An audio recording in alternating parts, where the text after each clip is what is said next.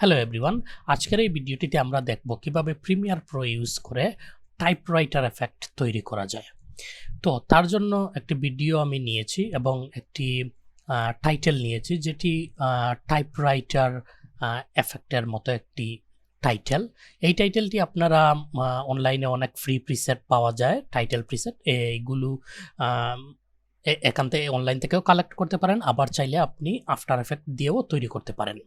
ঠিক আছে, তো আমি আরেকটি ভিডিও তৈরি করে আপলোড করব কিভাবে আফটার এফেক্ট দিয়ে এইরকম টাইপরাইটার টাইটেল তৈরি করা যায়। তো এখন আপনাকে কি করতে হবে, এখন এই আমার একটি টাইটেল, এখন এটাকে প্রিমিয়ার প্রো দিয়ে আমি কিভাবে সাজাবো বা টাইপরাইটারে কনভার্ট করব। তো তার জন্য যেটি করতে হবে, তার জন্য আমাকে এইখানে মাউসের রাইট ক্লিক করে আপনার নিউ আইটেমে গিয়ে একটি ব্ল্যাক ভিডিও নিতে হবে। ঠিক আছে, তো ব্ল্যাক ভিডিও নেয়ার পর এইখানে এই টাইটেলটি যতটুকু লম্বা ঠিক ততটুকু কেটে দেব, ততটুকুই রাখবো। তারপর এখানে ক্লিক করে এফেক্ট কন্ট্রোলে যাবার পর এই ইউনিফর্ম স্কেলটি উঠিয়ে দেবেন। ইউনিফর্ম স্কেলটি উঠিয়ে দেওয়ার পর আপনি এটাকে কমিয়ে 1%-এ বা 1.5%-এ নিয়ে আসবেন। তারপর আপনার এটিকে ছোট করবেন। আপনার এই লেখাটি যে যতটুকু রয়েছে আপনার ততটুকু বা তার চেয়ে সামান্য কম বেশি।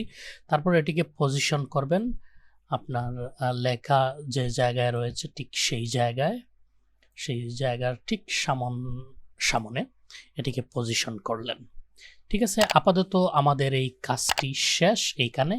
এখন আমাদের যেটি করতে হবে, আমাদের টাইটেলে ক্লিক করলাম, টাইটেলে ক্লিক করার পর এই এফেক্টে যেতে হবে। এইখানে এফেক্টে যাওয়ার পর লিনিয়ার ওয়াইপ নামে একটি আমাদের লিনিয়ার ওয়াইপ টাইপ করতে হবে। হ্যাঁ, লিনিয়ার ওয়াইপ, এই লিনিয়ার ওয়াইপটিকে ধরে এই টাইটেলে নিয়ে এসে ছেড়ে দেব। তারপর এফেক্ট কন্ট্রোলে গিয়ে এখানে দেখতে পাচ্ছেন লিনিয়ার ওয়াইপ চলে এসেছে। আমাদেরকে এটি সাজাতে হবে। আপনারা এইভাবে এইখানে দেখবেন, দেখে আপনারা পজিশন মতো সাজাবেন। মনে করুন এই লিনিয়ার ওয়াইপের অ্যাঙ্গেল আমি রাখছি 150 আমার এই টাইটেলের অনুযায়ী। তারপর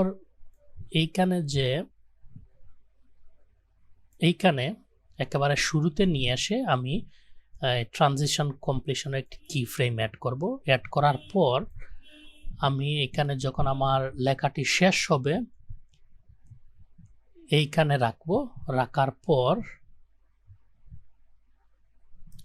আমি একটি কি ফ্রেম অ্যাড করে এটিকে 100% করে দেব। ঠিক আছে, এবার দেখুন, হ্যাঁ, এখন আমাদের যেটি করতে হবে, এখন আমাদের এই কার্সরটিকে অ্যানিমেট করতে হবে। এখন কার্সরটিকে অ্যানিমেট করার জন্য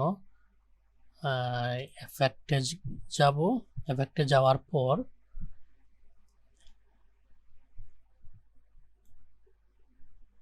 এই যে কার্সর রয়েছে আমরা পজিশনে ক্লিক করে একটি নিলাম, কি ফ্রেম অ্যাড করলাম। তারপর যেখানে লেখা আমাদের শেষ হলো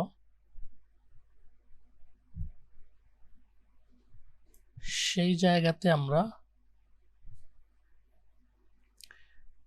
নিয়ে গিয়ে আমাদের এই কার্সরটিকে আমরা ওইখানে রেখে দেব। রেখে দিলে অটোমেটিক একটি কি ফ্রেম অ্যাড হয়ে গিয়েছে।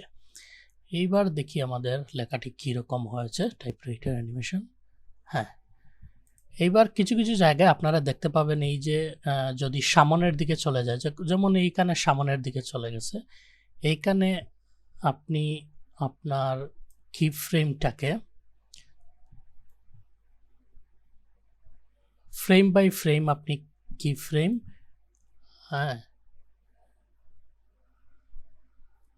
সামনে নিয়ে আসতে পারেন। ঠিক আছে, এইভাবে আপনি চাইলে ফ্রেম বাই ফ্রেম আপনি সামনে নিয়ে আসতে পারবেন। ঠিক আছে, এবার মোটামুটি আমাদের হয়ে গেছে। এবার যদি আপনি চান তাহলে কিবোর্ড সাউন্ড অ্যাড করতে পারেন। তো কিবোর্ড সাউন্ডের জন্য আমি কিবোর্ডের একটি সাউন্ড এখানে রেখেছি। একটি কিবোর্ড সাউন্ড আমরা অ্যাড করি, দেখি কীরকম দেখায়।